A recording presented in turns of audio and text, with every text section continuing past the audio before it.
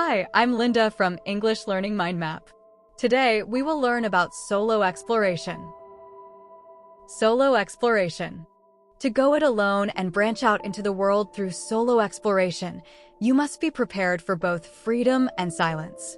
Basically, we are talking about traveling by yourself using advanced phrasal verbs. Independent itinerary. As a core pillar of solo exploration, an independent itinerary allows you to please oneself and map out every day exactly as you like. In simple terms, you don't have to wait for anyone else or compromise on your plans. Spontaneous wandering. Spontaneous wandering is a branch of an independent itinerary where you might stumble upon a beautiful cafe while you head for the city center. This means walking without a map and finding nice things by accident. Off-path discovery. Through off-path discovery, you can check out a local market and track down the best street food in the city. To put it simply, you're investigating hidden spots and finding things that most tourists never see.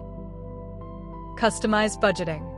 Customized budgeting serves as a functional layer of an independent itinerary, allowing you to cut back on lunch so you can splash out on a fancy dinner.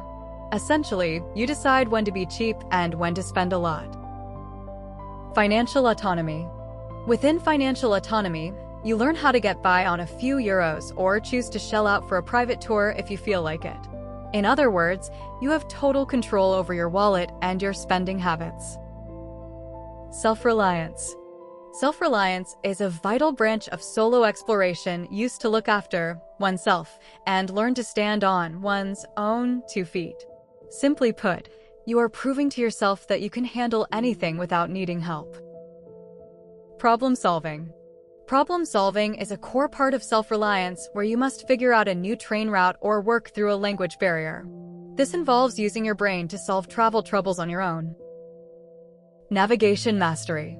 Under the umbrella of navigation mastery, you will eventually find one's way through the winding streets and end up at a famous landmark. To put it simply, you learn how to move through a city and arrive at your goal. Situational awareness. Situational awareness is a functional layer of self-reliance used to watch out for danger and keep one's wits about one at all times. In short, you are staying alert so that you remain safe while exploring alone. Safety precautions.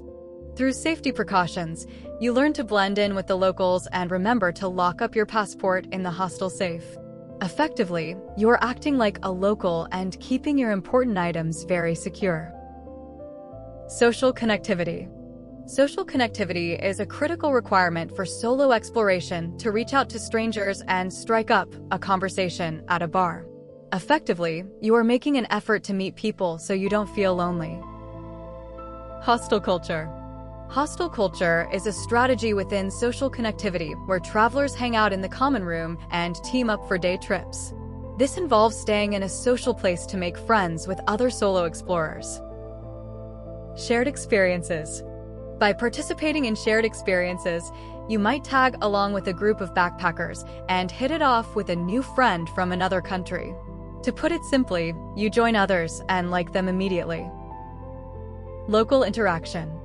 Local interaction is a technical application of social connectivity used to get in with the local crowd and pick up some useful slang.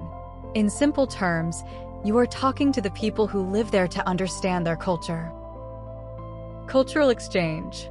To achieve cultural exchange, you must try to get across your ideas and open up about your own life back home. This means making sure people understand you and being honest about your own story. Personal reflection. Personal reflection is a fundamental goal of solo exploration to look inward and think over the big decisions in your life. Basically, you are using the quiet time to understand yourself better. Internal dialogue. Internal dialogue is a core part of personal reflection where you face up to your fears and come to terms with your past. This involves thinking about your mistakes and accepting them while you are far away. Self-discovery. Through self-discovery, you will find out what makes you happy and learn about your own strengths and weaknesses. In other words, you are discovering who you really are when nobody is watching you. Mental clarity. Mental clarity is a practical goal of personal reflection used to clear one's head and switch off from the digital world. Essentially, you are emptying your mind of stress so you can think clearly again. Spiritual rejuvenation. Under the umbrella of spiritual rejuvenation, you can finally wind down from your job and let go of the pressure of daily life.